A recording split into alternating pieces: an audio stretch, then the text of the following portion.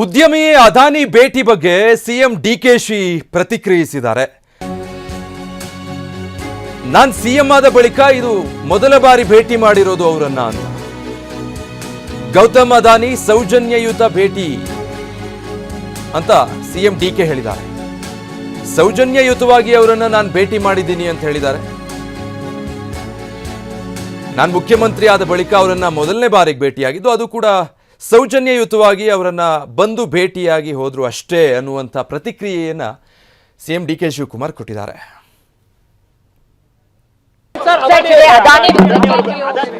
ಅವರು after the first time after I became ನಾನು chief minister ಆದ್ಮೇಲೆ ಮೊದಲನೇ ಬಾರಿಗೆ ಅವ್ರಿಗೆ ಬಂದು ಇಲ್ಲಿ ಭೇಟಿ ಮಾಡಬೇಕು. ಇಲ್ಲಿ ಬೇಕಾದಷ್ಟು ಅವರೆಲ್ಲ ವೃತ್ತಿ ಮಾಡ್ತಾ ಇದ್ದಾರೆ. ಸೌಜನ್ಯಕ್ಕೆ ಅವ್ರು ಬಂದಿದ್ರು, ಭೇಟಿ ಮಾಡಿದ್ರು.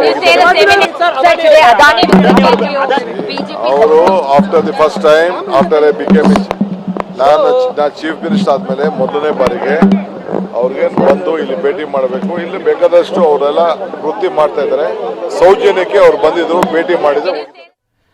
ಡಿಕೆ ಅದಾನಿ ಭೇಟಿಗೆ ವಿಪಕ್ಷ ನಾಯಕ ಅಶೋಕ್ ಟೀಕಿಸಿದ್ದಾರೆ. ಅದಾನಿ ಭೇಟಿಗೆ ರಾಹುಲ್ ಗಾಂಧಿ ಅನುಮತಿ ಕೊಟ್ಟಿದ್ದಾರಾ ಅಂತ ಪ್ರಶ್ನೆ ಮಾಡಿದ್ದಾರೆ.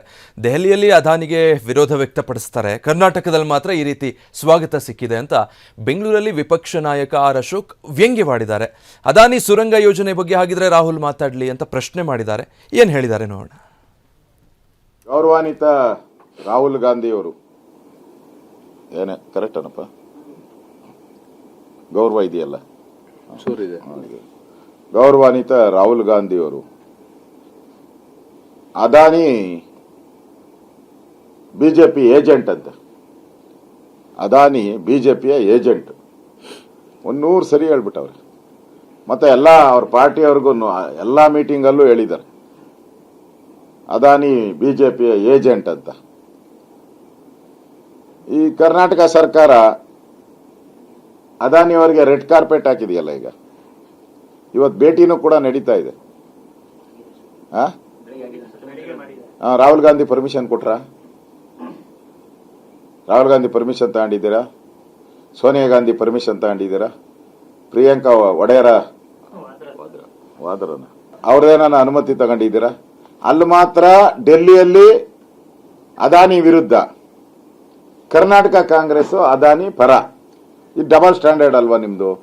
ಅದಕ್ಕೆ ನಾನು ಡಿ ಕೆ ಶಿವಕುಮಾರ್ ಅವರಿಗೆ ವಿನಂತಿ ಮಾಡ್ತೀನಿ, ಆಗ್ರಹ ಮಾಡ್ತೀನಿ, ಸ್ವಲ್ಪ ನೀವು ರಾಹುಲ್ ಗಾಂಧಿಗೆ ಬುದ್ಧಿ ಹೇಳಿ. ಸ್ವಲ್ಪ ರಾಹುಲ್ ಗಾಂಧಿಗೆ ಒಂದು ಸ್ವಲ್ಪ ಬುದ್ಧಿ ಹೇಳಿ.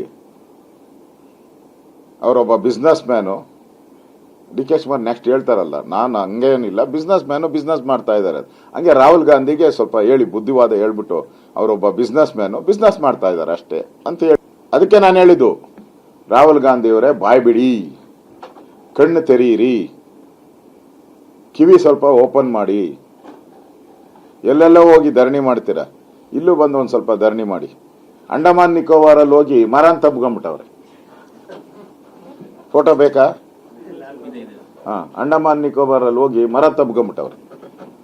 ಬೆಂಗಳೂರಲ್ಲಿ ಬಂದು ಲಾಲ್ಬಾಗಲ್ಲಿ ಒಂದು ಮರ ತಬ್ಗಳಿ. ರಾಹುಲ್ ಗಾಂಧಿಯವರೇ, ನೀವು ನಿಮ್ಮ ಸಿಸ್ಟರ್ ಅಲ್ಲನಪ್ಪ, ನೀವು ನಿಮ್ಮ ಸಿಸ್ಟರ್ ಇಬ್ರು ಬಂದು 2 ಮರನ ತಬ್ಗಳಿ.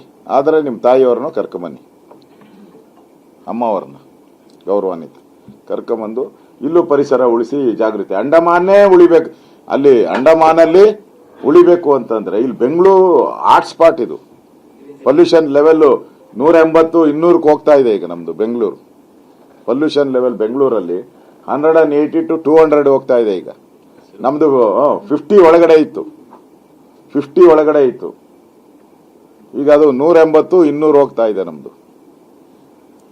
ಅದರಿಂದ ರಾಹುಲ್ ಗಾಂಧಿಯವರು, ನಾನು ರಿಕ್ವೆಸ್ಟ್ ಮಾಡ್ತೀನಿ, ಅವ್ರಿಗೆ ಆಮಂತ್ರಣ ಕೊಡ್ತಾ ಇದ್ದೀನಿ, ಇಲ್ಲ ಸ್ಯಾಂಕಿ ಟ್ಯಾಂಕ್ ಅಲ್ಲಾದ್ರೂ ಮರ ತಬ್ಗಳಿ, ಇಲ್ಲ ಲಾಲ್ಬಾಗ್ ಅಲ್ಲಾದ್ರೂ ಬಂದು ಮರ ತಬ್ಗಳಿ.